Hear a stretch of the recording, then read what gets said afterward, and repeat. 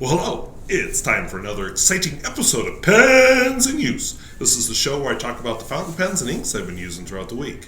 And this week, as a kind of a Veterans Day special, we're going to visit the Mound Church in very rural southwestern North Dakota. So, let's dive into it.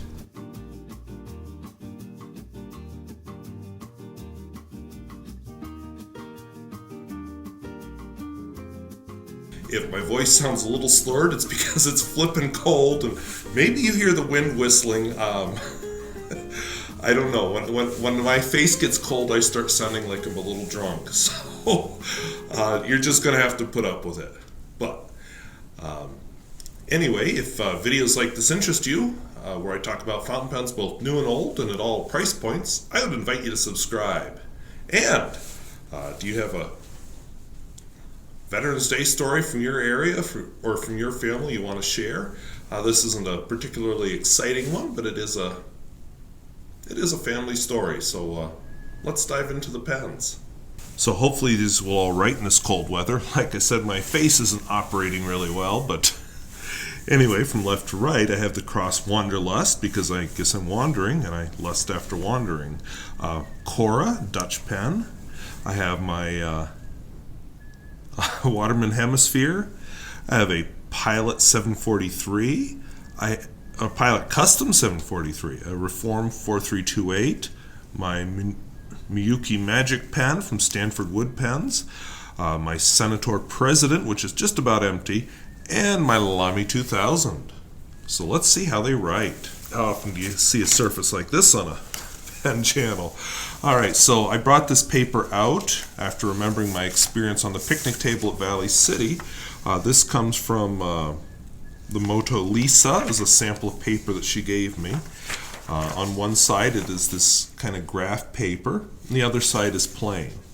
So what I'm kind of thinking I want to do is fold it in half like this, and then I'm going to do part of it on the plain side, part of it on the graph paper side, and let's just see how we roll. This camera doesn't have the greatest of zooms, but there we go. Because to zoom this camera, I have to physically move the lens closer. Alright, let's see how this goes. So my first pen is the Cross Wanderlust, which is kind of a fun pen I bought for myself last spring. It's got a deserty theme, which is actually, shoot, I forgot the name of the canyon. Anyway, a very narrow canyon in the western United States, and a place you don't want to get trapped because of flash flooding. And I think Cross did a great job with the finish. I think this is I can't get that close. Anyway, I think this is a very attractive pen. And nice nib. Steel nib, but it's a nice nib. Oh, I should identify the date here. Pens November. This is actually, I'm filming this on the 11th, but it'll be published on the 12th. Yeah, I screwed up the date. Deal with it. So we have a Cross Wanderlust. The ink in it is it's a medium nib. The ink in it is Iroshizuku Fuyu-gaki.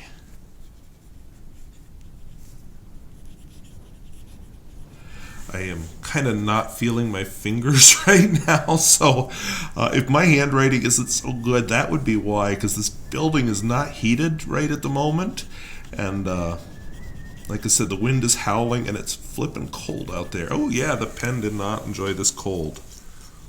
Let me just see if there's ink. Oh, there is ink in it, so I promise this pen does not normally do this. Okay, breathing on the pen, trying to get it to write. Doggone it. It's supposed to help me impress people. I kind of wondered when I set out on this journey how this would be. The temperature outdoors is in the 20s, so it shouldn't be cold enough for this to be a problem. But then on the other hand, it could be the paper. I don't know. But I wrote like a whole letter with this earlier today, so we have my Cora pen. Not, the most amazing pen ever, but it's a very nice, plain gray pen with a gold Bach nib. I can't remember if, there we go. Hopefully the autofocus picked that up. I can't really tell on my preview screen. This pen is small enough, I sometimes post it. But anyway, this one's a Cora. Yeah, that's it. That's all I know about it. The ink in it is Rohrer and Klingner. Bleu Mare, which last week I said is French, but it was pointed out to me that it could very well be Italian name, but it's still a German ink. So, whoever pointed that out, right, I think you're right, but it's still funny because it's a German ink using an Italian name. So, there we have our beautiful blue. It's kind of a turquoise color. And Rohrer and Klingner inks are generally just really nice inks. My next pen is a Waterman Hemisphere. It's still going strong. So what I did is I let it sit in my classroom for all of summer plus a few months and picked it up and it started writing. So I decided to just fill it, give it a fill of Baystate Blue without cleaning it, and then I would clean it after I run through this fill. And I'm just hoping this fill kind of helps soften it up when I get to it. So Waterman Hemisphere. You can see why it's taking me a while to get through this pen. It's just not it's a very, very fine tip pen. Noodler's Baystate Blue. And this pen is also having trouble on this paper. Bay, B-A-Y. Oh, my nose also starts running when I'm cold like this, so if you hear me sniffling and snorting, I'll try to edit that out, but that may also be part of the problem with this audio. I may be sorry I did this whole experience. I'm just like, yeah, I think the Pens on the Road is over for now, and then I had the Veterans Day off, and I'm just like, why don't I go honor a local veteran, and plus I just wanted to get out of the house, and yeah. Alright, my next pen is this Pilot Custom 743. Now, Pilot Custom pens usually are the cigar shape, and then their flat top pens are usually called Custom Heritage, which is something I learned recently that I did not know before. Oh, God. Not blaming the paper or the pen for this one. This is an ink I decided, I'm going to give it another chance. So, got a Pilot Custom 743. It has a Falcon nib in it. Falcon, of course, meaning, super flexible with these little cutouts in it. And the ink in it is Ferris wheel press. Sweet Honeydew.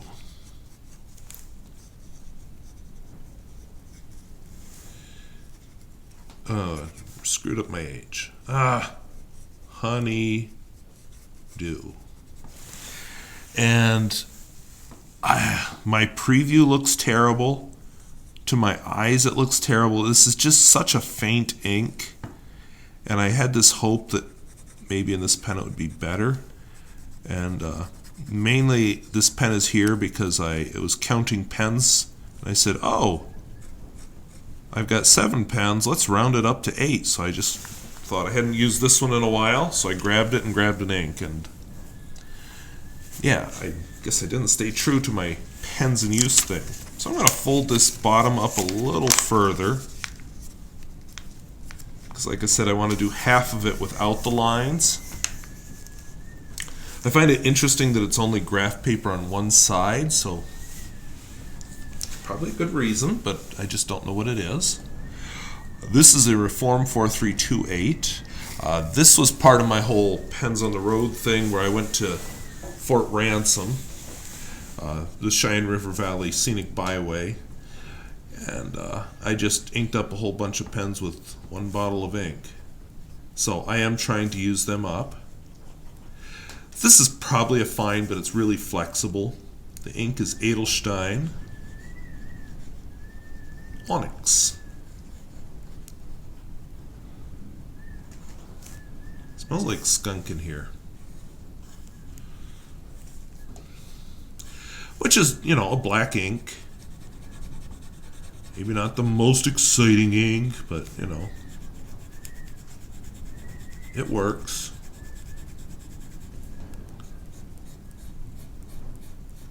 Wow. You know, there's two possibilities with the skippiness. It's either the ink, the cold, well, not the ink. It's either the cold or the paper, I think. All right, my next pen, my Miyuki Magic Christmas Baubles pen from Stanford Wood Pens. Has the, you know, the pretty Christmas baubles in it.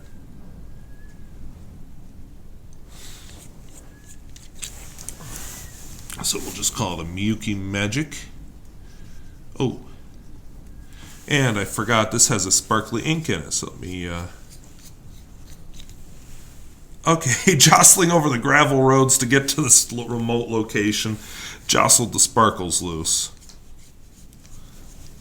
Miyuki Magic.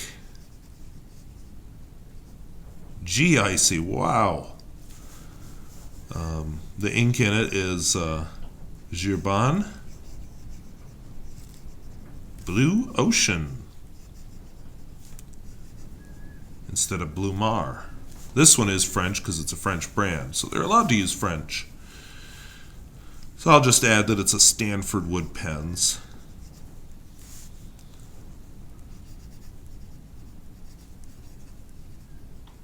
And you can go to the video description. That'll give you the links to reviews of all of these pens, including this one. And on that review, I do have the website where they sell these pens. This is my African pen. So I finally added the continent of Africa to my collection. The only continent I'm waiting for is Antarctica. So if you can help me out, let me know. Two more pens. The almost empty Senator President with the gold nib. So nice vintage-ish pen. In fact, I don't see any ink in it. So probably this is it for this fill. So again, this is Rohrer and Klingner, Alt-goldgrün, which is at first blush is kind of an ugly green, but then the more you look at it, you're like, yeah, I'm seeing it. So a few years ago, I bought myself a bottle. You know, just kind of a strange green, but I like it. A lot of people do. And, you know, from a lot of people, I've heard that same story, that at first it's just like, and then it grew on. I'm like, well, like fungus.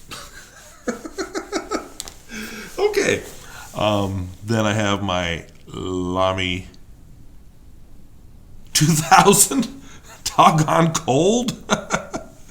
So my Lamy 2000. This one has a broad nib in it. My fine nib pen is actually sitting at home, I think. Now that I think about it, I don't think I brought it with me. Because this shirt doesn't have a pocket. I don't remember. Yeah, I didn't stick a pen in my pocket, so my pants pocket, so yeah. But, you know, it's not like I'm penless. So this is Noodler's Black Swan in English Rose, which might be a more appropriate ink for Memorial Day rather than Veterans Day. But anywho, we'll do a nice little swatcher doodle. I will Nathan Tardif did a video on this ink where he explains its relationship to Memorial Day and to poppies, but basically you can get a really dark center on it, and you can kind of see that from the shading here. Nathan Tardif, if you've followed his videos, definitely he's a unique dude, and he's got a unique way of looking at, well, everything, including inks. So those are the pens and inks that I've been using throughout the week. So to give you an idea where the Mound Church is located, here I am headed into Rame. Rame has the highest elevation of any town in North Dakota, and the Mound Church, of course, is located quite a ways north of Rame. Rame is a town of about 150 people. Somewhere on this channel, I'll try to remember to leave a link in the video description, but somewhere on this channel, I do have a video about Rame where we get to tour the main street and the school and a couple other landmarks. But this is why I don't like head-in parking, because they didn't even see I was there as they're backing out behind that pickup. Sorry, that was a editorial comment, but anyway, so I headed up a main street of Rame, which is one of the ways you can get to the Mound Church eventually. I mean, it's not on Main Street, but you can get there from here. You have to go past the school, which is, well, you can watch my Rame video here about that. But anyway, once you get past the school, the road turns to gravel, and you have to keep going. And it is a scenic drive, no matter which way you go, in a Great Plains kind of way, and not paved. You might get an idea why the area is called Mound Township. I mean, these aren't mountains or anything, but they're definitely lumpy. And got one brief burst of sunlight right there all of a sudden, so I just felt like I had to include it for no reason. But the Mound Church was started in 1912. It held church at local school for a while, because there was no such thing as church-state separation. Well, there was such a thing as church-state separation back then. It just hadn't made its way into the legal system very well yet.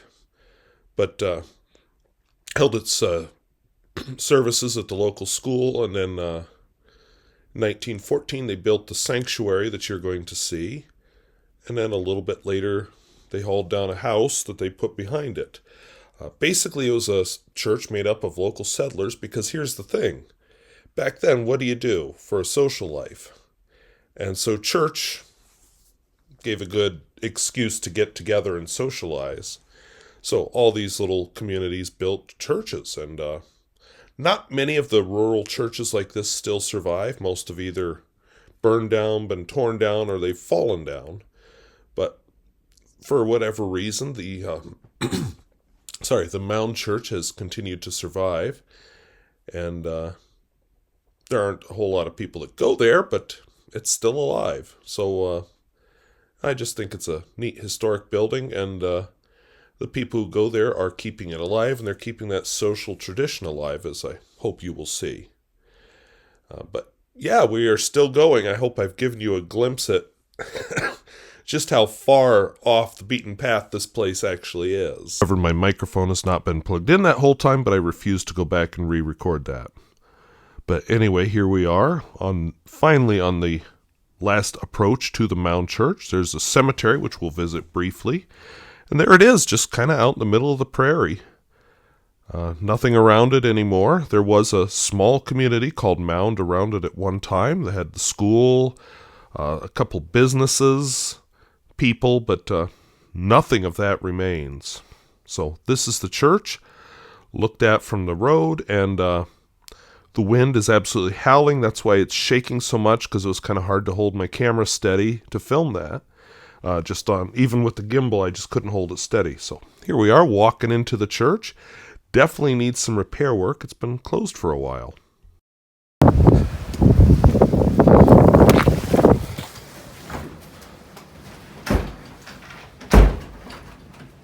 Alright, finally in this video I can actually use my voice and talk to you. The wind is quite something out there. So we are inside the Mound Church, the front entrance. This is where you can hang your coat, I guess, if it's you don't mind it getting cold. Definitely smells skunk in this entrance. And there's a Christmas tree and a Christmas decoration. So we'll step into the main sanctuary. So this part was built, let's turn on the lights so you get the full effect. This part was built in 1914. The church itself was actually founded in 1912, but well, this is the original 1914 part. Got an old pump organ, which you literally have to pump. Piano. And of course up here there's a more modern organ that was donated, and I don't know if anybody ever uses it, but there it is. And of course the modern day piano player. And look in the preacher's view. Older gas stove. And one interesting thing, all of these windows were broken out by hail a few years ago, and various people helped fund their replacement. So moving back, we'll walk out of the sanctuary into the newer part of the church. This was actually once an old house. It was rolled down from somewhere to the north on, they must use logs or something, but a team of horses dragged it down, and it became the dining room and the kitchen. So there you go. So kitchen was extensively, and dining room were extensively renovated. A few roof problems here, but kept some of the old-fashioned charm. Some of the very old-fashioned charm. That is no longer used, but still works. And this cupboard here was built by a gentleman, or the family, I should say, that built the church. Pearl family, which we'll talk about here in a minute. And then, of course, a newer stove. There used to be an old one there, but it was kind of unsafe. And this is actually the sink, again, built by that same family, but obviously no longer used as a sink. The new, oops, wrong cabinet. The new sink is right there. No running water at this church. In fact, if you need hot water, there you go. Looking out here, there's a shed that may be disappearing, and then some outhouses. So, you know, if nature calls. And then in the dining room, one of the pews, the whole congregation used to gather around this table just for fellowship, and they'd have lunch after each service. And yeah, it was kind of like a family. And then in here, we've got all kinds of pictures, and one of the reasons we're taking this trip, but I'll finish the story, and a little patriotic display, which again is related to the history and some former members. And then there's another case here with a little more history in it. As you can see out in the pasture there, we are in the middle of active ranch land and farmland. Just a little bit closer look at some of the old history. So this gentleman started the church back in 1912, and it was located in a one-room schoolhouse. And then the rest of it, we've got various events and people from the church's history. You'll see a lot of the name Pearl, which will come up here in a minute. And then back here, again, got some flags. This flag was folded over the casket of somebody I'm about to show you, but we'll just look briefly here. So you got different people here. I want to open this up and talk about what's right in here.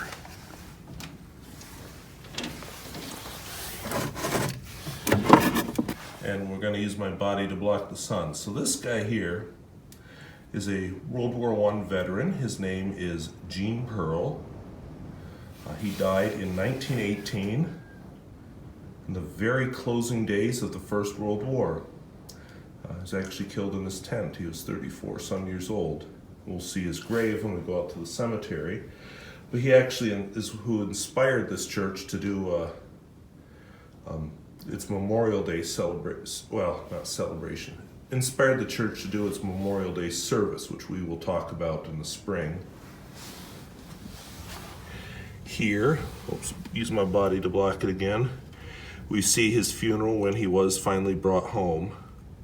And somewhere, I need to locate it, but I don't know where it is.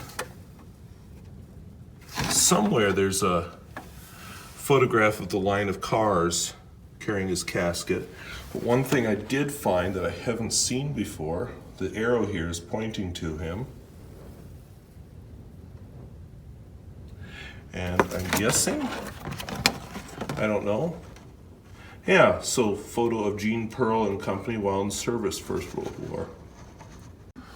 I'll just note in this display of flags here, I'll pull one out. Something different about the shape of the stars. I'll let you figure it out.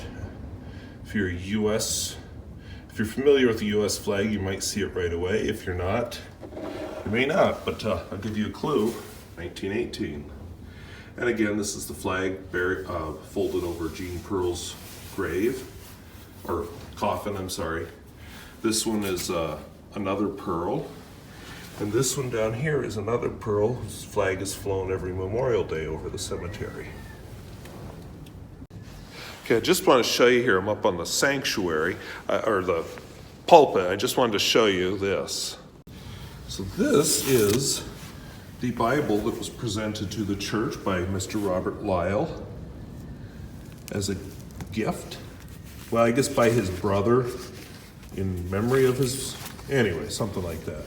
So we got here, presented to the Lyle Presbyterian Church, which is actually the official name of the church, by Thomas M. Lyle, brother of Robert K. and John M. Lyle, the first student ministers of the church. Of course, Robert K. Lyle was the founder.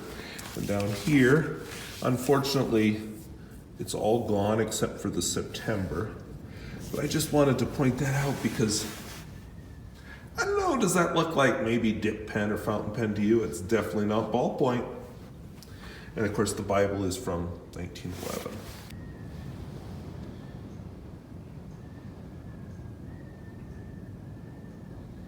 So, never was a very big church. And I don't know, what can you seat here? Maybe 50 people, 40 people, if it was full. So Mr. Robert Lyle came out here in 1912. He was actually Irish. And I'm guessing, I haven't gotten the whole story, but I'm guessing he ended up with working with a group that was already here and convinced them to form a Presbyterian church. And so it became the Lyle Presbyterian Church, named after him. It's known locally as the Mound Church because it's in Mound Township. So, yeah, a little bit of history. And we got some historical photographs. I've been talking to a few people. We might put together a history of this place. If I can find time. It's going to definitely be a summer project, but you know, whatever your beliefs on religion, you know, look at what this is. This is a community. More than anything, it's a place where people gather together every week. We'll show you my studio here, my temporary studio. But you know, every week people would gather around this table and just visit. And, you know, really, that's kind of the big idea behind a church is it's a way to form community. There's lots of ways to form community, and church is one of them. You can just barely make it out. There we go. You can see the flag waving there, truck going by. But I'll take you over there, but I'm going to add the narration at home because it is so flippin' windy that my audio would be absolutely useless. So we'll look a little south. And time to head back to my nice warm car. The church has reopened after the pandemic. Everybody that goes there is vaccinated. Here we are at the Mound Cemetery. I was actually out here for a funeral recently, so I came out to clean up the church afterwards. And this is Jean Pearl's grave. And there's another grave, but oops, sorry, that's not Jean Pearl. I apologize. That's just a veteran. Because of the cross, you can tell it's a veteran. Here we're walking up on a little memorial left by a family donated to the cemetery. As I said, it's in Mound Township. Some of the graves are very humble, just a little stone with a metal plaque on them. This is Jean Pearl's grave, and you can see that he died not too long before the end of the First World War, which was on hostilities ceased on November 11th. He was shot in his tent, actually, at age 32. And it just, here's the whole Pearl family plot. The Pearls no longer live in the area, but they were, you probably noticed, were instrumental in the history of the area. And still attached to the area in some way. Just another grave and another memorial left by a different family. And this is again, not all the graves are fancy. This one is a post hole digger, because this guy dug posts and did fencing up into his 90s. So that's the Mound Church. Like I said, the back of it was an old farmstead that was dragged down after the family moved away. The front was built in 1914. Nice fence around it. Once in a while, cattle wander in when they get loose, but yeah, this place is just really out there in the country. And I think if you're looking for a larger message of this, I find Jean Pearl's story kind of interesting and kind of sad. He was in the war and died, and we observe Veterans Day to remember people like him and the people who are serving now, but wouldn't a better world be one where we don't need to make any more veterans? And it's just a shame that we live in a world where it is necessary for various reasons. As far as the church, the big thing about it is it's a good reminder of frontier history, because when it was built, this was frontier. It's also a good reminder of this human need. We are a social species. So if religion is your excuse to get together, whatever it takes, as a species, we like to get together. I see this channel as an expression of that, because, yeah, I'll say I'm making these videos just, I'll make them anyway, doggone it, but really, it's because it's a social thing. I enjoy the social interaction with all of you. And that's why I continue to make these. So we are a social species, and this church showed that need for it way early in the time when this place was settled. And also shows people are willing to live way out in the middle of nowhere, because you look at the conditions they lived in, that could be a whole other video. But the first people who lived out here were living in dugouts on the sides of buttes, sod homes were, made out of dirt with a dirt floor. And, the worms would crawl up from the dirt sometimes while you're sleeping on the dirt. And then they slowly pieced together houses. These people did not have much. So having a place to socially interact was important to them. That's really why churches were built. And yeah, you can talk about God all you want, but really, the churches were about the social life. And, people complain that churches are dying out, and I'll get a little editorial here. Part of why they're dying out is we do have other social outlets now that just were not available back then. But anyway, do churches still meet that social need, or do we meet that need in other ways? I don't know that people ever were more religious than now. I think a lot of them, again, it was a social thing. And yeah, it was the socially accepted thing to talk about how, that you're religious or whatever, but yeah, I don't actually think that's changed a whole lot in people. Could be, I'm editorializing now, but anyway, I just wanted to share this little piece of history and just give you an idea how far out this place was. Think about back when it was started, how hard it was to get to anywhere. So yeah, you needed those communities like the Mound Church. So I'm glad it was there, and it's continues to serve as a community of some sort for people who get together every week. They still do a lunch after every service. So anyway, I want to thank you for watching. And if videos like this interest you, where I talk about fountain pens both new and old and at all price points, I'd invite you to subscribe.